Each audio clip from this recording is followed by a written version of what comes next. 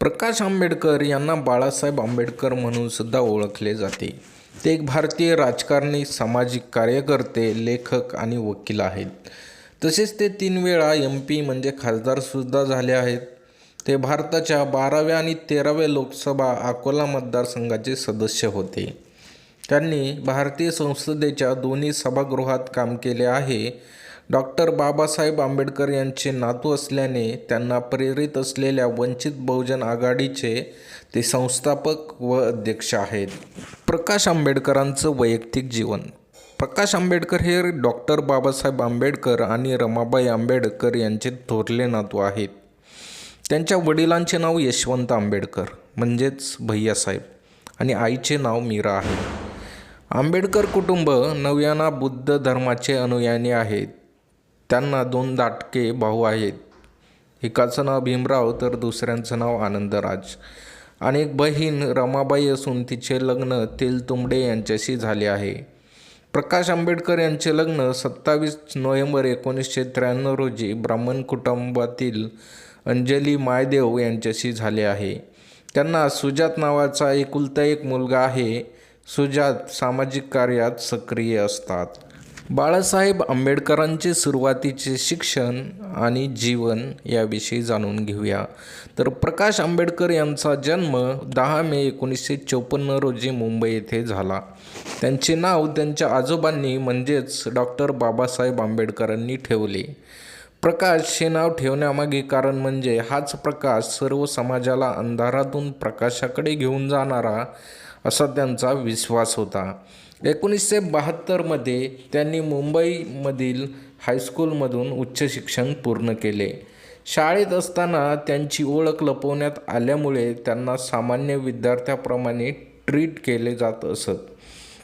1978 त्यांनी Siddharth college of आर्ट्समधून bachelor of arts म्हणजेच BA पदवी घेतली आणि 1981 त्यांनी सिद्धार्थ कॉलेज ऑफ लॉमध्ये बॅचलर ऑफ लॉ म्हणजेच LLB. 1972 त्यांनी मुंबईतील हायस्कूलमधून उच्च शिक्षण पूर्ण केले.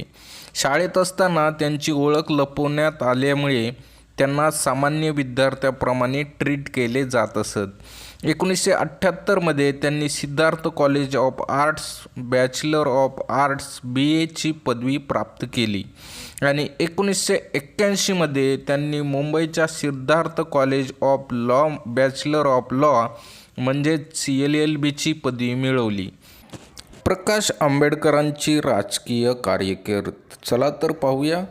1988 प्रकाश आंबेडकरांनी इतर आंबेडकरवादी संघटनांच्या सहकार्याने मुंबईत मोठ्या प्रमाणात निदर्शने केली तेव्हा RPIला मोठे यश मिळाले.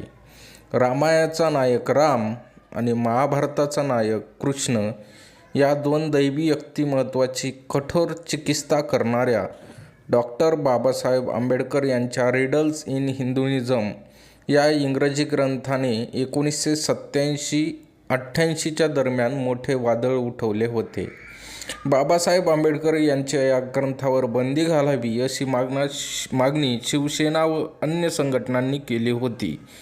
त्यानंतर ग्रंथाच्या समर्थनार्थ व विरोधात मोर्चे, प्रतिमोर्चे, आंदोलने, प्रतिआंदोलने झाली होती. यासाठी सर्व दलित संघटनांना एकत्र आणण्यासाठी प्रकाश आंबेडकर यांनी आंबेडकर विचार संवाद समिती म्हणजेच AVSH ची स्थापना केली. 5 फेब्रुवारी 1988 रोजी प्रकाश आंबेडकर RS गवई 5 फेब्रुवारी 1988 रोजी प्रकाश आंबेडकर RS गवई आणि इतर नेतृत्वाखाली महाराष्ट्रातील विविध भागातून तसेच गुजरात आणि इतर राज्यातून बाबासाहेब आंबेडकरांच्या 4 ते 5 लाख अनुयायांनी मुंबईत आंदोलन केले. 4 जुलै 1994 रोजी प्रकाश आंबेडकरांनी भारिप बहुजन महासंघाची स्थापना केली. हा पक्ष डॉक्टर बाबासाहेब आंबेडकरांचा वारसा असलेल्या रिपब्लिकन पार्टी ऑफ इंडियाचा एक गट होता. त्यापूर्वी ते रिपब्लिकन पार्टी ऑफ इंडियामध्ये कार्यरत होते. भारिप बहुजन महासंघाने अकोला नगरपालिका निवडणुकीत Indian national Congress, Shiv Sena, Bharatiya Janata party यासारख्या प्रस्थापित राजकीय पक्षावर विजय मिळवला. हे यश प्रकाश आंबेडकर यांनी आणलेल्या नवीन सामाजिक इंजिनिअरिंगमुळे शक्य झाले. त्यानंतरच अकोला पॅटर्न म्हणून ते ओळखले गेले. 1995 नंतर पक्षाचा पहिला विस्तार सुरू झाला. काही दलित, ओबीसी पक्ष, इतर संघटना भारिप बहुजन महासंघामध्ये सामील झाल्या. प्रकाश आंबेडकर यांनी 20 मार्च 2018 रोजी बहुजन वंचित विकास आघाडी या नवीन राजकीय पक्षाची स्थापना केली. या पक्षाची वैचारिक प्रणाली संविधानवादी, आंबेडकरवादी, धर्मनिरपेक्षवादी, समाजवादी, पुरोगामी असून समान वैचारिक धोरण असलेल्या अनेक राजकीय पक्षांसोबत युती किंवा आघाडी आहे.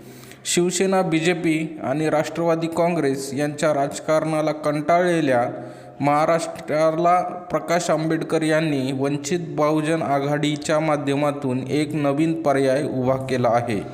1988 मध्ये प्रकाश आंबेडकरांनी इतर आंबेडकरवादी संघटनांच्या सहकार्याने मुंबईत मोठ्या प्रमाणात निदर्शने केली. तेव्हा RPIला मोठे यश मिळाले.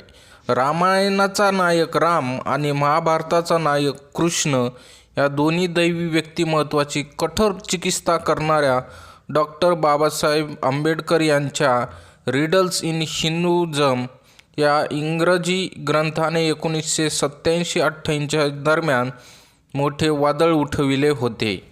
आंबेडकर यांच्या या ग्रंथावर बंदी घालावी अशी मागणी शिवसेना व अन्य संघटनांनी केली होती. त्यानंतर या ग्रंथाच्या समर्थनार्थ आणि विरोधात मोर्चे, प्रतिमोर्चे, आंदोलने, प्रतिआंदोलने झाली होती. यासाठी सर्व दलित संघटनांना एकत्र आणण्यासाठी प्रकाश आंबेडकर यांनी आंबेडकर विचार संवाद समिती म्हणजेच AVSS स्थापना केली.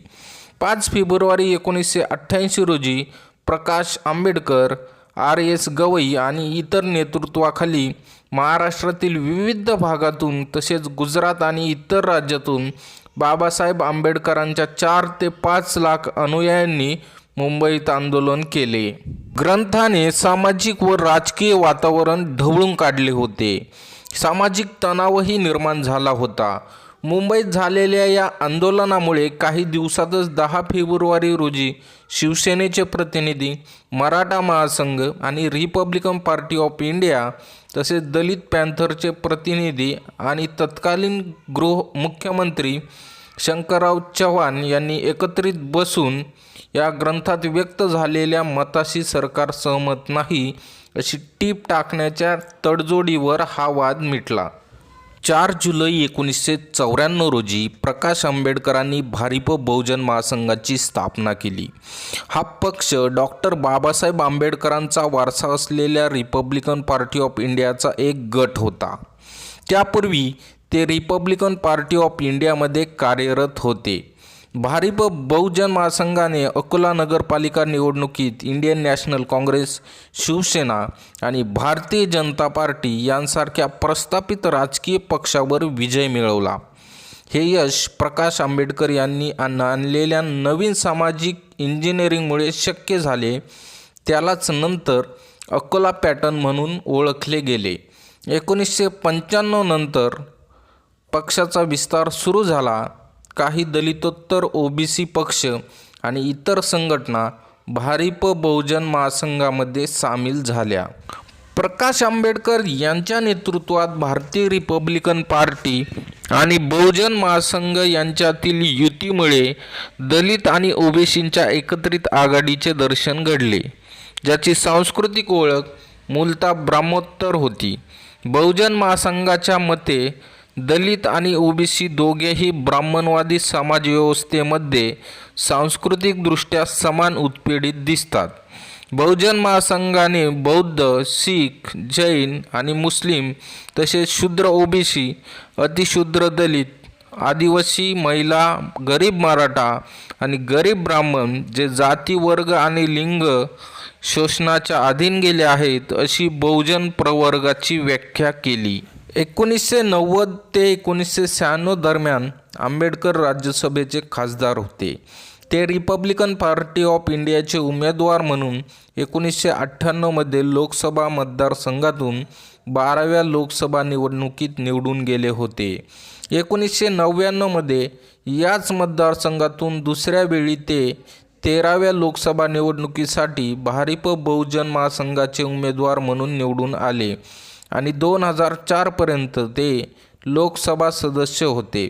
त्यांनी राज्यसभा आणि लोकसभा या दोन्ही सदनात काम केले आहे. आंबेडकरांनी एकीकडे दलितांचे पुन्हा एकत्रीकरण करण्याचे धोरण अवलंबले आणि दुसऱ्या बाजूला इतर ओबीसी, आदिवासी, मुस्लिम अशा पक्षांशी युती करण्याचा प्रयत्न केला. त्यांच्या पाठिंब्यानेच त्यांनी दोनदा गैरराखीव मतदारसंघातून लोकसभेची निवडणूक लढवली. निवडून येण्यात यशस्वी नसले तरी त्यांनी दोन्ही प्रसंगी मोठ्या संख्येने मत मिळवली. कोरेगावच्या युद्धात लढलेल्या महार सैनिकांच्या स्मरणार्थ त्यांचे वंशज दरवर्षी 1 जानेवारी रोजी भीमा कोरेगाव येथे विजयस्तंभाला मानवंदना देण्यासाठी जात असतात. 1 जानेवारी 2018 रोजी बौद्ध तसेच काही हिंदू, दलित, ओबीसी आणि शीख या लोकांवर हिंदुत्ववादी लोकांनी हिंसक हल्ला केला. प्रकाश आंबेडकर यांनी संभाजी भिडे आणि मिलिंद एकबोटे यांनी हिंदुत्ववादी लोकांची माथी भडकवल्याचा आरोप केला. पोलीस तपास करून या दोघांवर कठोर कारवाई करण्याची मागणी केली, परंतु महाराष्ट्र सरकार व राज्य पोलिसांनी दोषीवर कोणतीही कारवाई केली नाही. म्हणून 3 जानेवारी 2018 रोजी त्यांनी महाराष्ट्रातील जनतेला महाराष्ट्र बंदचे आवाहन केले. महाराष्ट्र बंदच्या या आव्हानाला लोकांचा मोठा प्रतिसाद मिळाला आणि यशही आले. या बंदला मुंबईसह संपूर्ण महाराष्ट्रात जोरदार प्रतिसाद मिळाला. आंबेडकर यांच्या म्हणण्यानुसार 50%हून अधिक लोक महाराष्ट्र बंदमध्ये सहभागी होते. यापूर्वी फक्त शिवसेनेच्या बाळासाहेब ठाकरे यांच्यातच मुंबई बंद करण्याची ताकद होती. त्यानंतर प्रकाश आंबेडकरांची राजकीय शक्ती वाढली. ते आंबेडकरी आणि बहुजन समाजाच्या केंद्रस्थानी आले. विशेषतः तरुण वर्ग खूप आकर्षित झाला. प्रकाश आंबेडकर यांनी 20 मार्च 2018 रोजी वंचित बहुजन आघाडी या नवीन राजकीय पक्षाची स्थापना केली. या पक्षाची वैचारिक प्रणाली संविधानवादी, आंबेडकरवादी, धर्मनिरपेक्ष, समाजवादी, पुरोगामी असून समान वैचारिक धोरणे असलेल्या अनेक राजकीय पक्षासोबत युती किंवा आघाडी आहे. यात जवळजवळ 100 लहान राजकीय पक्ष आणि सामाजिक संस्था सामील आहेत. वंचित बहुजन आघाडीला 15 मार्च 2019ला राजकीय पक्ष म्हणून मान्यता मिळाली. 14 मार्च 2019 रोजी आंबेडकरांनी घोषणा केली की भारिप बहुजन महासंघ वंचित बहुजन आघाडीमध्ये विलीन होईल. ते म्हणाले की भारिप बहुजन महासंघाच्या सोशल इंजिनिअरिंगमुळेच अकोला पॅटर्न घडला असूनही भारिपा, RPI या शब्दामुळे पक्षाचा विस्तार मर्यादित झाला. 2019च्या लोकसभा निवडणुकांनंतर भारिप बहुजन महासंघ वंचित बहुजन आघाडीत विलीन झाले. शिवसेना आणि BJP, राष्ट्रवादी आणि काँग्रेस यांच्या राजकारणाला कंटाळलेल्या महाराष्ट्राला प्रकाश आंबेडकर यांनी वंचित बहुजन आघाडीच्या माध्यमातून एक नवीन पर्याय उभा केला आहे. तर मंडळी, कसा वाटला व्हिडिओ नक्की कळवा. चॅनलला सबस्क्राईब करायला विसरू नका आणि शेअर करायला विसरू नका. चला तर, जय भीम.